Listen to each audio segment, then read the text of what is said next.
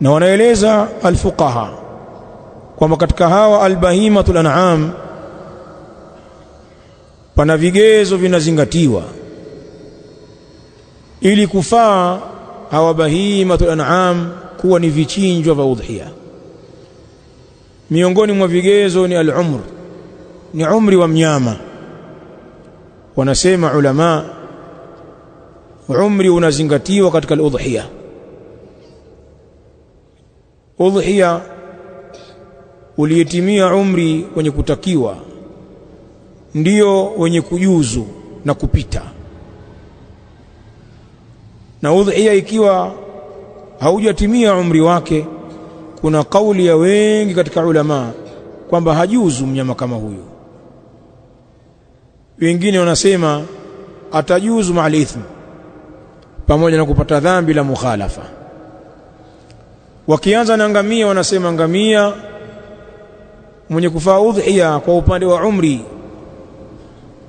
basi ibili awe ni mwenye umri wa miaka 5, man lahu 5 sinin, awe ni ngamia mwenye miaka 5, basi na kujali ni jike au ni dume. Katika upande wa al-baqar, ng'ombe, wanasema man lahu sanatan, awe ni ng'ombe mwenye kuanzia miaka 2.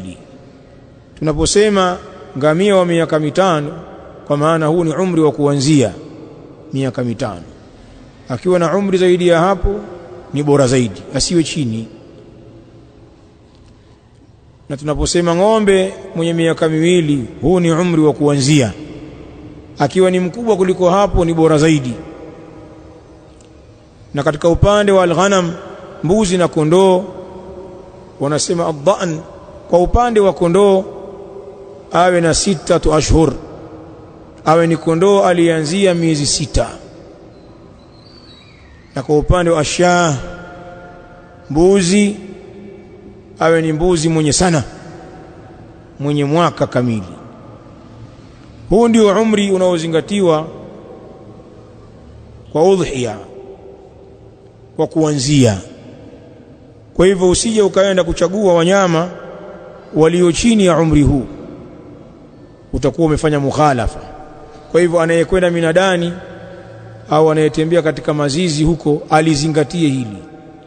Na wakati mwingine uwahoji wale wafugaji, huyu ng'ombe huyu unavyomtazama wewe ana umri gani huyu? Huyu bwana anakaa mwaka na nusu hivi. Mwambie hapana, huyu anifai, tafuta mwingine.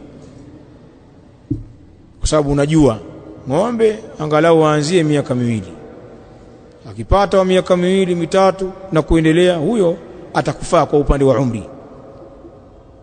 Lakini pia wanaeleza ulama, ukiacha umri pana sifa nyingine za huyu mnyama wa udhiya, kama ilivyokuja katika sunna ya Mtume sallallahu alaihi wa alihi wasallam, 4 la tajuzu fil adahi, wanyama wenye sifa 4 hawajuzu katika udhiya. Mtume sallallahu alaihi wa alihi wasallam akawataja: al-awra al-bayyin awaruha, wa kwanza ni mnyama mwenye chongo ambaye liko wazi chongo lake, ukimtazama unajua huyu jicho moja alioni, chongo huyu hafai. Wal arja'u al-bayyin dhil'uha, na mnyama kiguru ambaye kiguru chake kiko wazi, akitembea wajua huyu mnyama kilema huyu, ima anaguchia guchia au anasota, baadhi ya viungo hana, hafai katika udhiya. Wal maridha albayyin maradhuha, na mnyama mgonjwa ambaye uko wazi ugonjwa wake, kimtazama unajua huyu mnyama anaumwa, huyu mnyama anajiarishia, kamejaa ukurutu, kanatoka makamasi, chafi hazimuishi, mara kavimba jitezi kwenye shingo hapa, unaona kabisa hawezi kula vizuri, hawezi kurukaruka kama wenzie wanapokuwa machungani, hawezi kunywa. Mgonjwa ambaye ugonjwa wake umebainika. Ama ikiwa ni maradhi yasiyoonekana, labda mgonjwa katika tumbo lake huko ndani, labda ana vidonda vya tumbo, labda kwenye utumbo huko, au ana homa ya maini. Sasa yale mambo huwezi kuyaona labda kwa vifaa vya udaktari. Hatujaambiwa tufukue mambo hayo. Mambo sasa uende pale kwenye kununua wanyama na ultrasound ile ya wanyama sasa. Hebu tumcheki maini hapo. Sio kanipiga kwa kukuta maini yenyewe yameoza. Ni mgonjwa ambaye ugonjwa wake unadhihiri. Tumekasema wal ajfa'u allati la tunqi. Wanne, na mnyama aliyekonda. Na hifa, mnyama kimbaombao amekongoroka, ambaye hajabakisha mafuta kwenye mifupa, hana ile supu kwenye mifupa yake, huwezi ukavuruta ule ubongo kwenye mifupa, hafai huyu. Kwa hivyo ulama wanasema hizi ni baadhi ya uyub ambazo zikipatikana kwa mnyama wa udhiya, mnyama huyu hafai. Hizi ni baadhi tu ya aibu zimetajwa. Wanasema ulama, ikiwa mnyama atapatikana aibu kama hizi, hatofaa kwa udhiya. Sasa mara nyingine akawa na aibu kubwa zaidi kuliko hizi, ndio kabisa hafai zaidi huyo. Sisi tumeambiwa mnyama chongo ambaye chongo lake limedhihiri hafai. Sasa usije ukamtafuta kipofu. Ikiwa ni amia, akiwa ni kipofu, sasa hafai kabisa huyo. Sisi tumeambiwa al-arja, mnyama kiguru. Sasa usije ukamtafuta aliye paralyze, ambaye si kiguru, hatembei kabisa, huyo hatofaa kabisa, si ndio? Kwa hivyo kuna baadhi ya aibu zinakuwa ni kubwa zaidi, haitofaa. Na wanasema ulama wengi, haya mambo manne yaliyotajwa katika uyub ni kama mfano tu, lakini zikapatikana aibu nyingine ambazo ni sababu ya kumshusha thamani mnyama, basi zitazingatiwa aibu hizo. Kama wale wanyama waliochorwa ngozi zao kwa moto kiasi ambacho ule moto ukaingia mpaka kwenye nyama,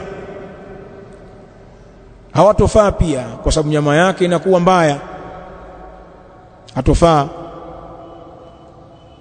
Na mfano wa aibu kama hizo, mnyama aliyevunjwa pembe akabakia na jishimo pale kwenye pembe kiasi ambacho wadudu wanatoka. Wale wanyama mara nyingi wanapata ugonjwa wa kichwa. Kwa wale wafugaji wanajua, wanapata uchizi.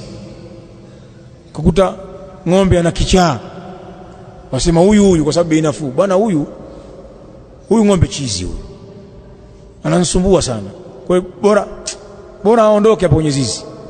Kiangalia bei unayopewa, labda wale ng'ombe waliokuwa timamu labda 1,000,000, 1,500,000, yule chizi anambia huyu nipe hata 500,000, nasema nipe huyu, nitamkomesha, nitampiga kudu. Usichukue chizi katika hawa wanyama. Tumeelewana? Kwa hivyo kuna baadhi ya uyub hazikutajwa hapa, lakini ni mbaya zaidi, zizingatiwe. Kama vile ambavyo mnyama mwenye sifa nzuri zaidi, huyo ni bora zaidi. Wako wanyama wanapendwa na walaji kwa kuwa ni watamu. Mfano, mnyama aliyefugiwa ndani akawa anakatiwa majani, Wachaga tunamuita ndafu,